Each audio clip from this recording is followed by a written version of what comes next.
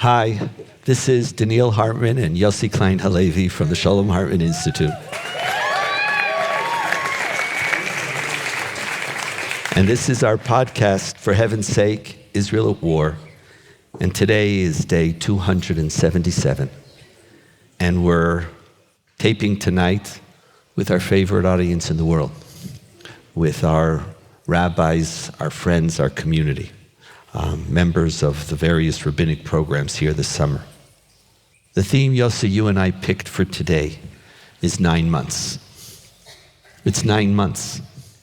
And at different times, 3 months, 6 months, and now 9 months, you and I felt that we have to just sit and try to figure out where we are and where Israeli society is.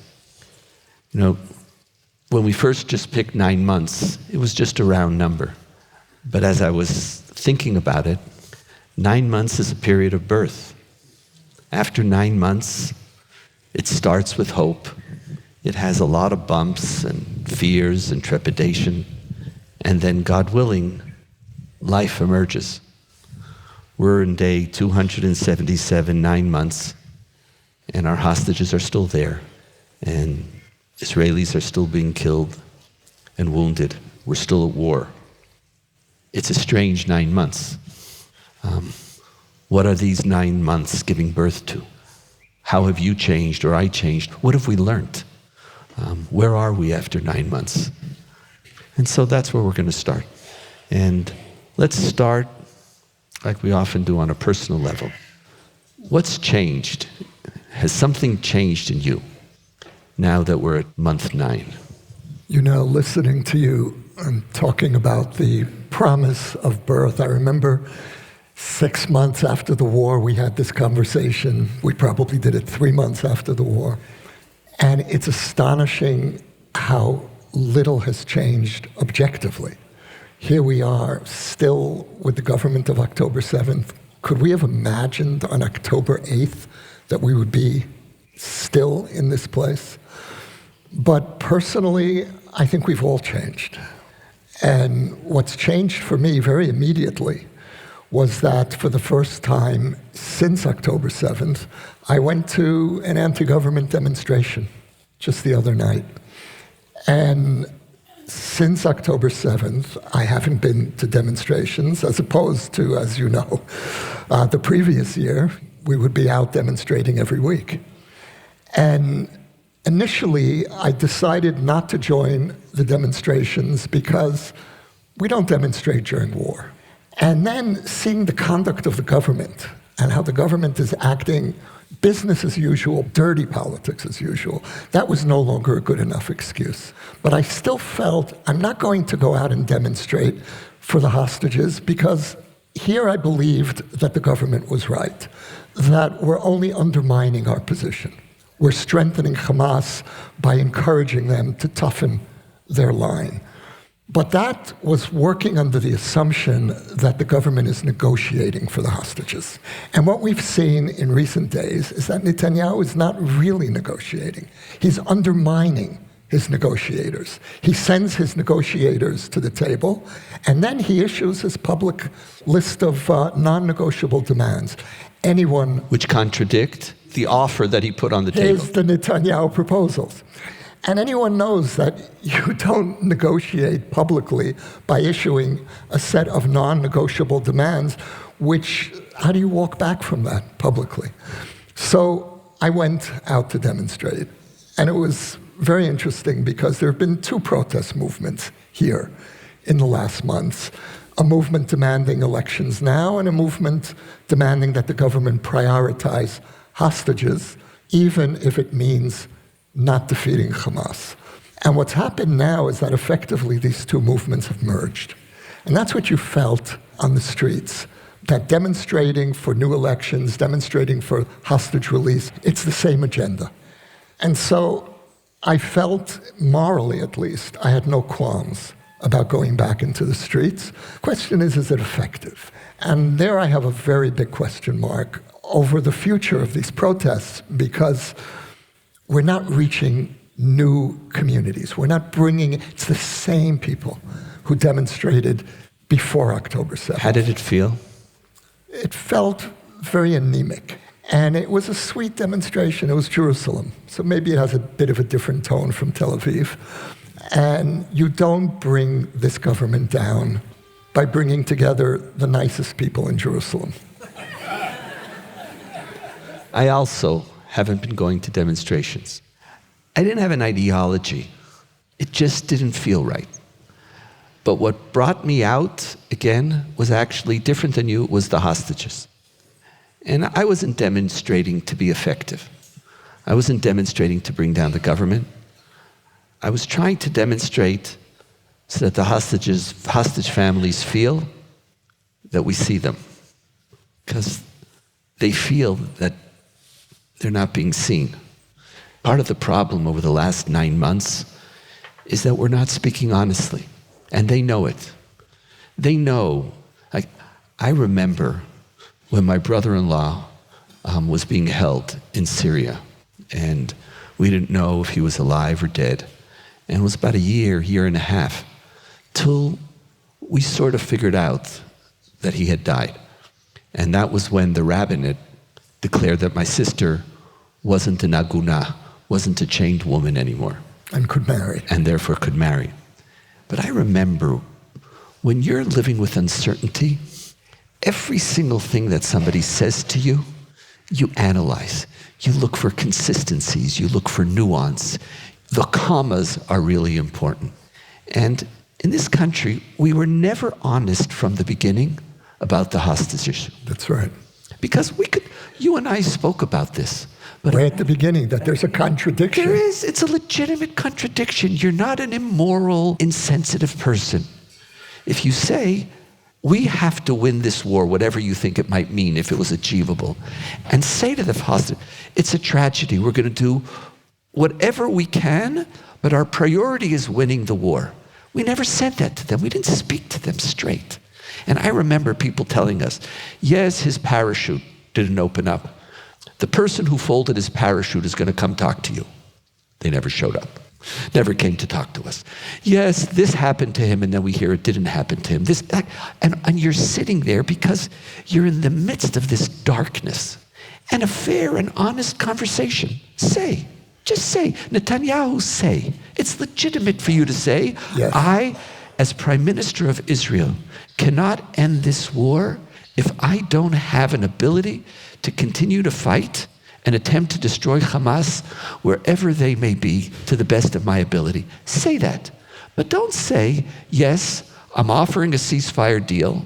Yes, it's not going to be in the first stage because I'm not going to guarantee a ceasefire because then you'll procrastinate in negotiations. Stage 1, we'll have ceasefire for 16 days, then we'll begin negotiations. And then if we will move towards a ceasefire, but then you can't say, yes, that's my deal, but my precondition is that I will never stop fighting. So they're sitting there and they could go insane. That's what brought me out in the street. Like to say, I see you. To say, hostage release is a priority for me. Hostage release is victory. Because the other victory, I don't know what I'm going to get. And another month or two, I don't know how much better it's going to be. But right now, every day counts. That's why I came out. But I have to tell you, the fact that the demonstrations, what you actually liked, made me uncomfortable. The fact that it wasn't a demonstration of solidarity with hostages, but it was a combination of hostages and bring the government down. Even though I hear you and I understand what you're saying, that they're connected, I almost felt that it was my soul shut down a little bit. You know what the connection for me is? That when you and your family were going through your agonizing uncertainty, you could reasonably depend on the government's concern. The hostages can't depend on that. Netanyahu has done almost nothing to embrace the families.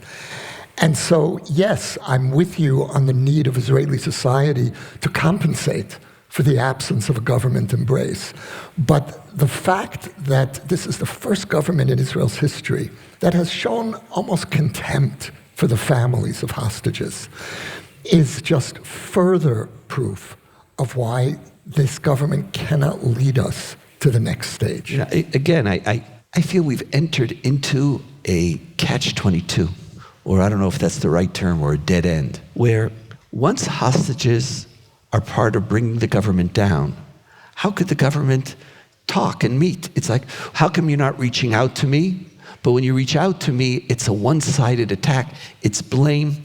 Here's where 9 months comes into play. Yeah. Because 9 months is a significant passage already. of time. It is. And the fact that many of the hostage families initiated this connection with the Bring the Government Down movement, I think really tells us Right.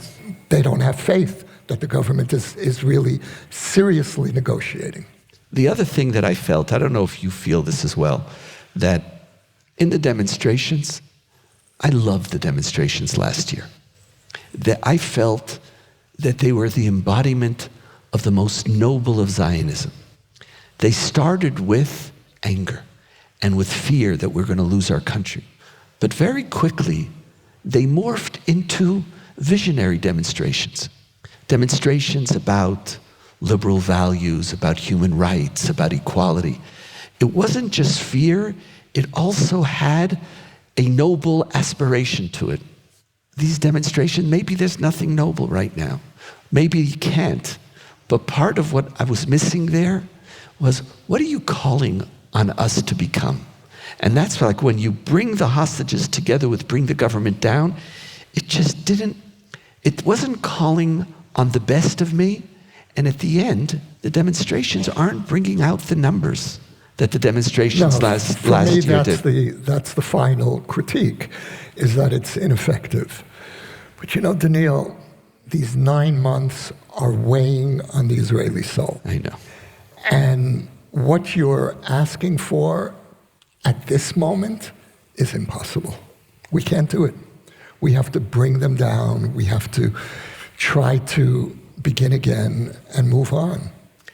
Again, I think we have to do the impossible, because the way we're going to bring people down is by offering and having a discussion about Israel tomorrow.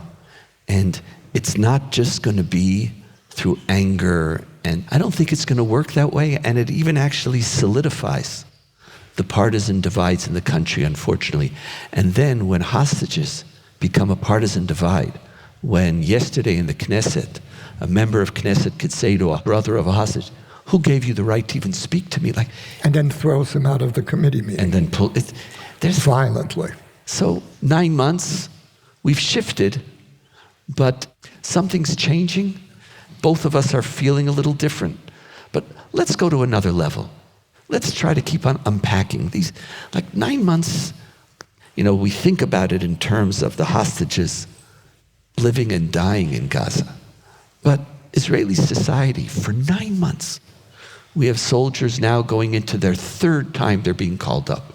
And they're the lucky ones. Some of them have been continuous, leaving families. Families are tired. Families aren't as strong. The infinite strength is. Something's changing. When you look now at 9 months from a bird's eye, not only what you've experienced differently, but has anything changed for you, or any questions or issues that are now on your mind? In the first months of the war, I spoke the way Netanyahu speaks now. Decisive victory. Anything less... What was his term? Complete victory. Nitzachon muchlat. Nitzachon muchlat. Total victory. Total victory. And sounded good back then. To me it did.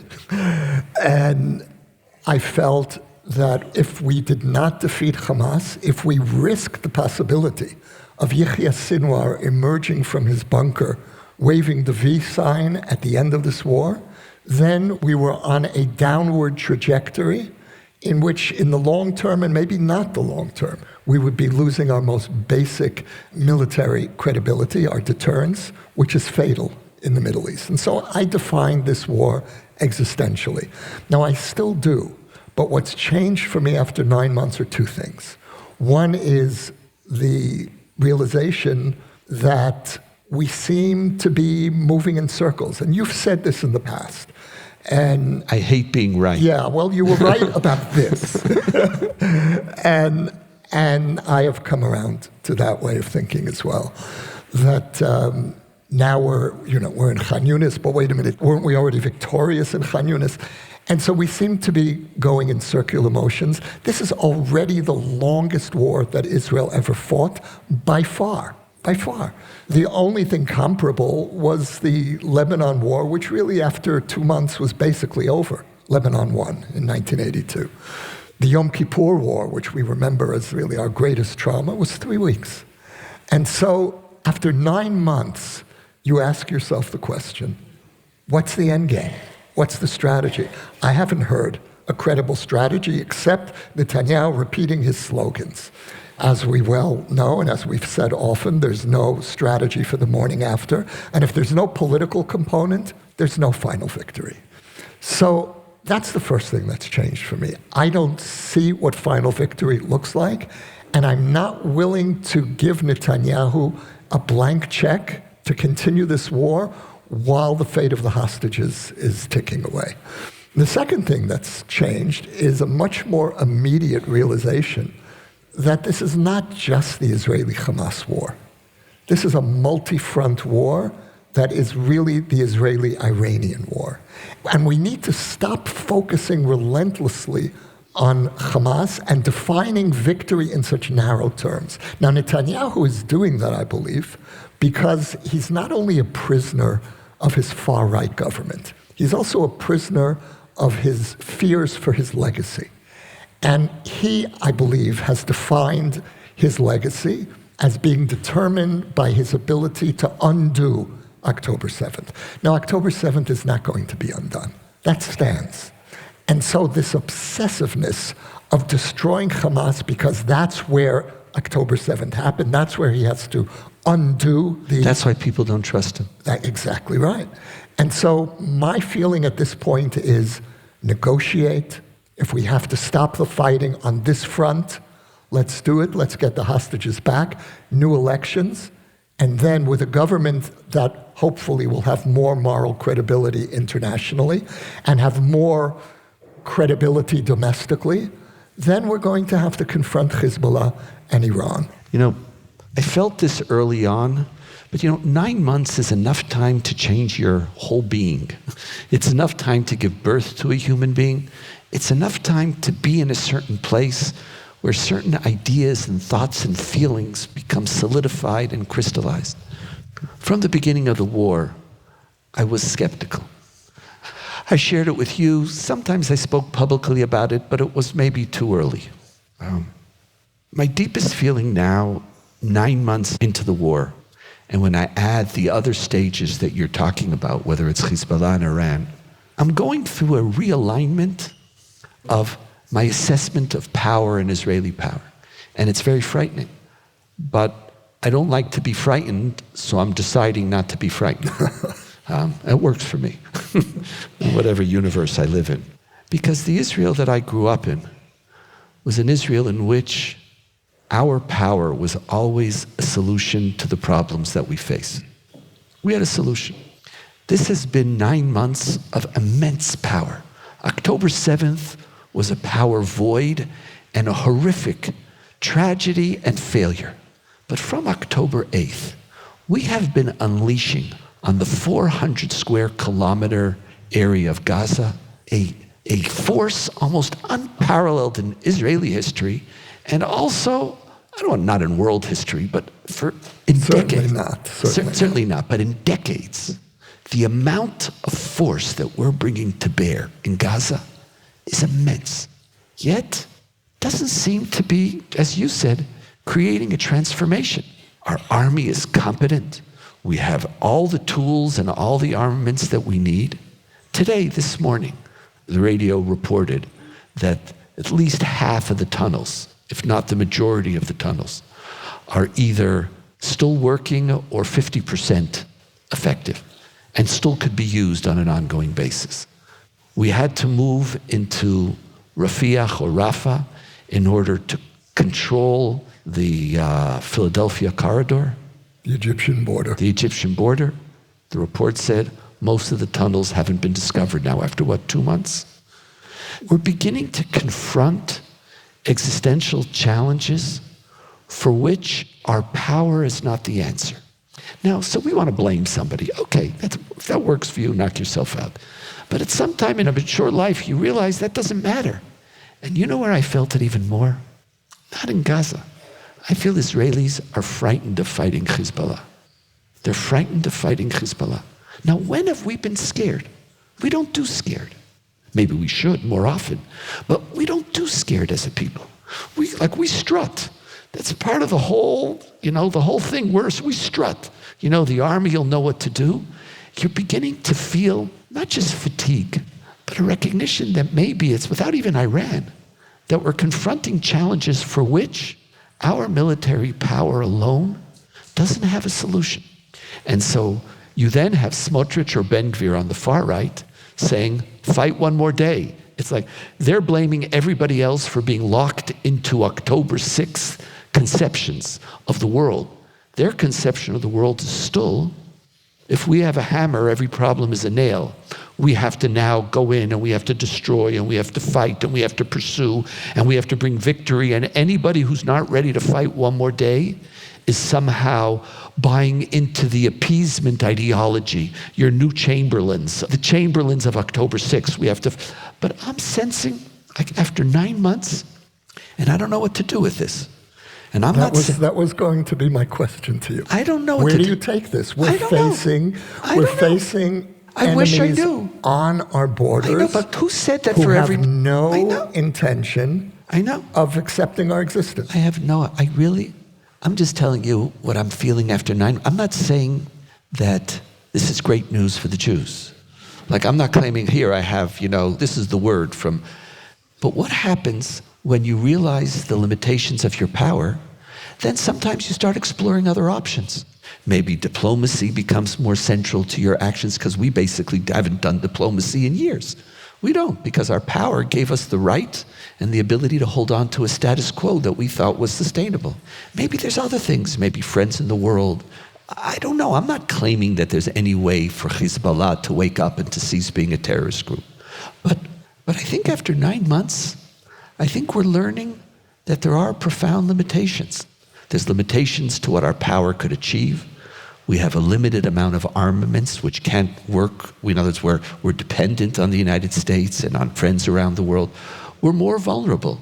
And I felt this, I spoke about this earlier on, but after 9 months, as you said, when you hear the Khan Yunis story or the Jabalia story, or now we're moving into Gaza again, I don't know if each one of these actions are an attempt to try to create a victory, like a picture, or it's a futile attempt to not recognize that we need to start thinking differently. So there are two possible conclusions, and they're opposite conclusions. One is power doesn't seem to be working. The other is that we are not applying our power in the right way. Correct. And you know that I felt on October 8th that we should stop fighting Iran's proxies, because Iran really had us exactly where they want us. We go back and forth. We fight Hezbollah, then we fight Hamas, and then Hezbollah. And on October 8th, I believe we should have gone straight to Iran. Whether or not they were directly involved in October 7th, irrelevant. That's what I felt we should have done. And I believe that it's going to lead us there.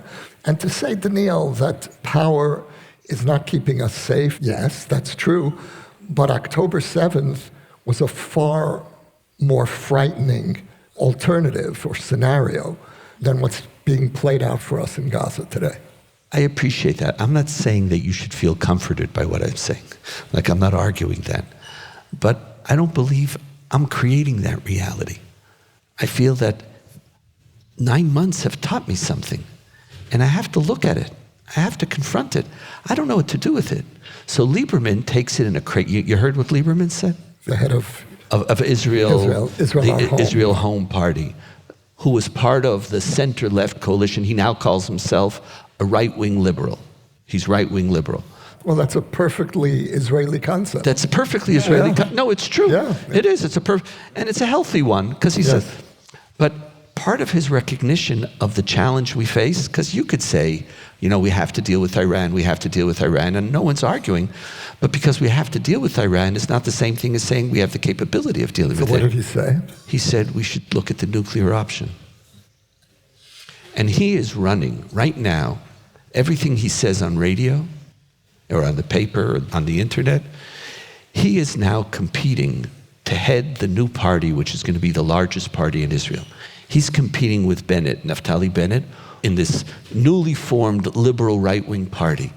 Who's going to be the head? Because that party gets between 25 to 32 seats even, depending on which poll.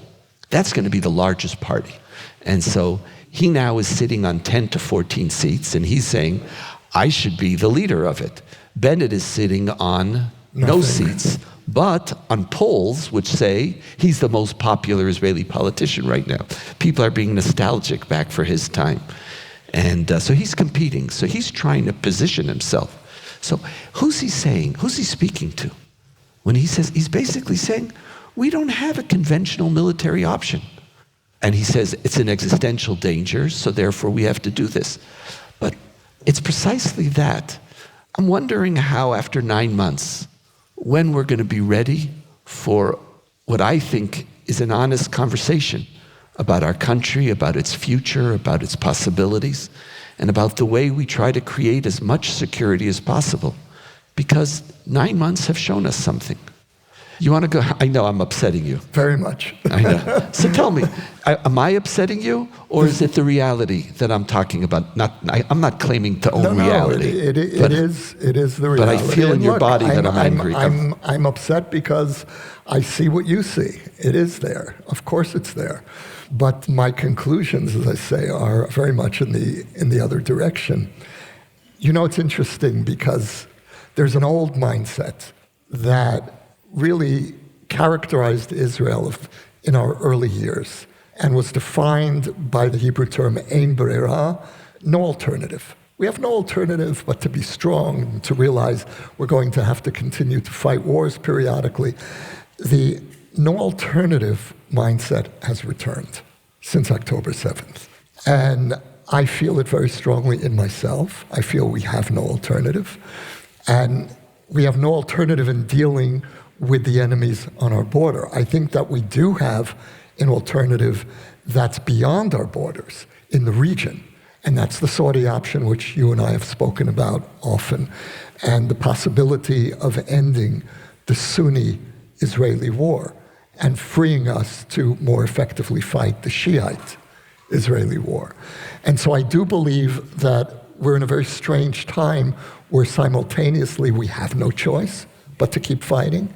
And at the same time, I agree with you that we do have potentially diplomatic options that this government is incapable of exploring, but that need to be on the table. And so I see what will likely evolve in the coming months is, I hope, a combination, and again I'm speaking hopefully of a new government, a combination of redirecting our power to the source and at the same time actively reaching out. And that includes any possible pragmatic relations with the Palestinian Authority. I don't believe they're a partner for a final agreement, but at least in the interim stage and hopefully in Gaza.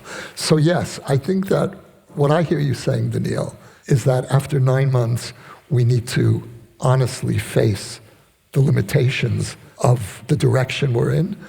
But for me, that means opening up multiple possibilities, which very much includes how to use our power more effectively.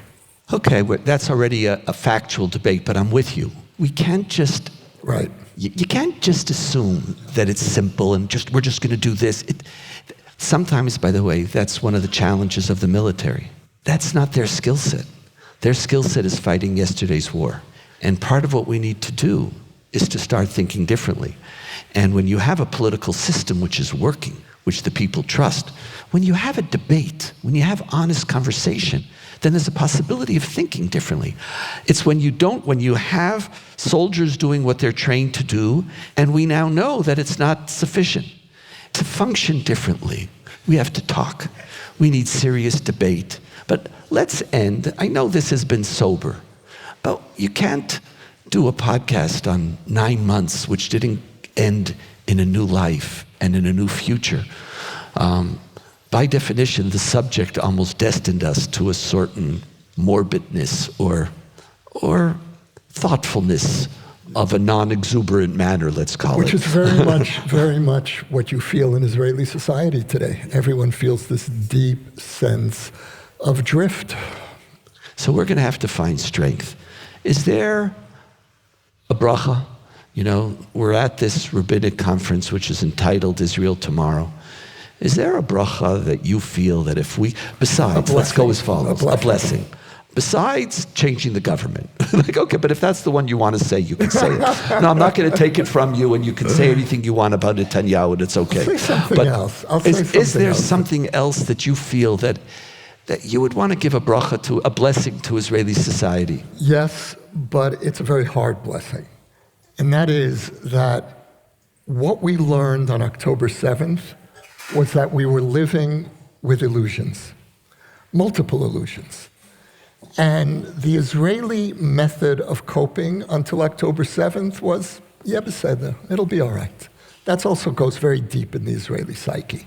We push things away, whether it's the abnormal relationship between the Israeli mainstream and the ultra-Orthodox community, whether it's settler violence, whether it's living with genocidal enemies literally a few meters from our homes on almost all our borders. There were so many illusions that have now collapsed.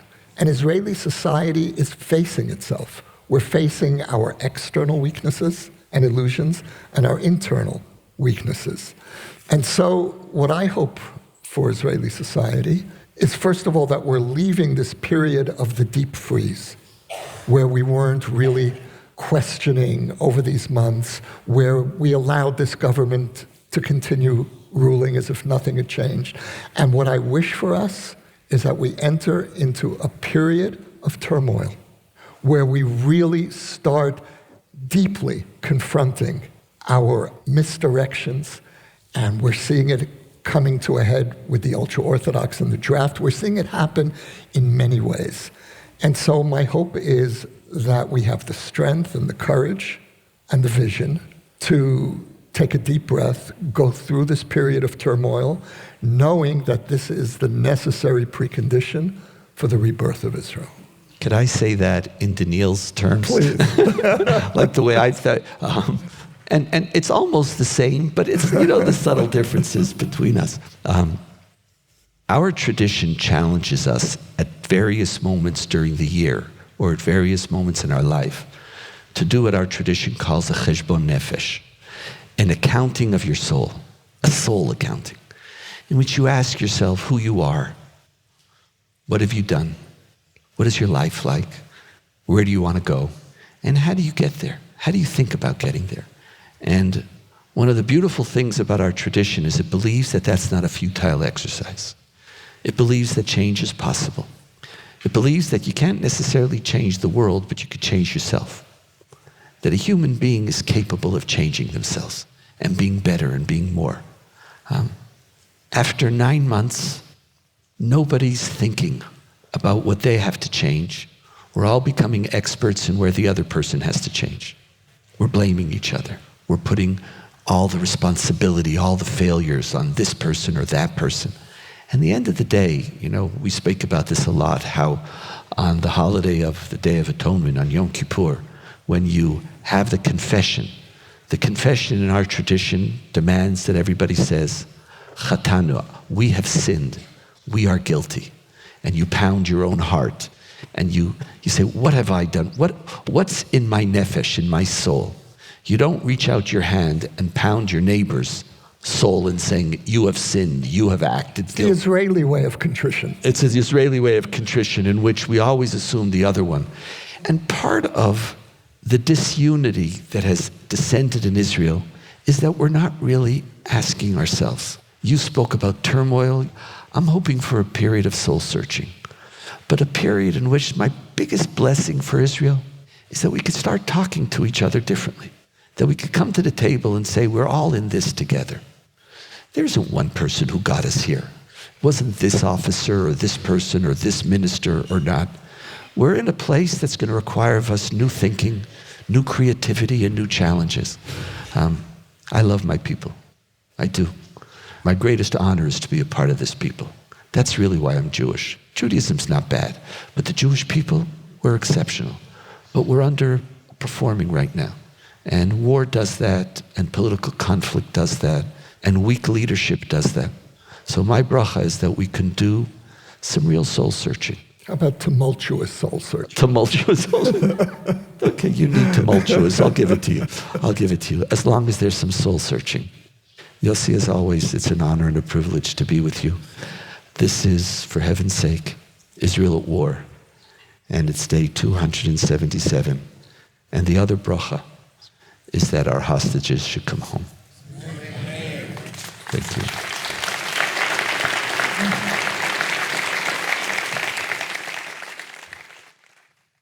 You can now sponsor an episode of For Heaven's Sake, Israel at War. The link to donate can be found in the show notes or at shalomhartman.org/For Heaven's Sake. We will acknowledge your gift on a future episode. For more ideas from the Shalom Hartman Institute about what's unfolding right now, sign up for our newsletter in the show notes or visit shalomhartman.org/Israel at War.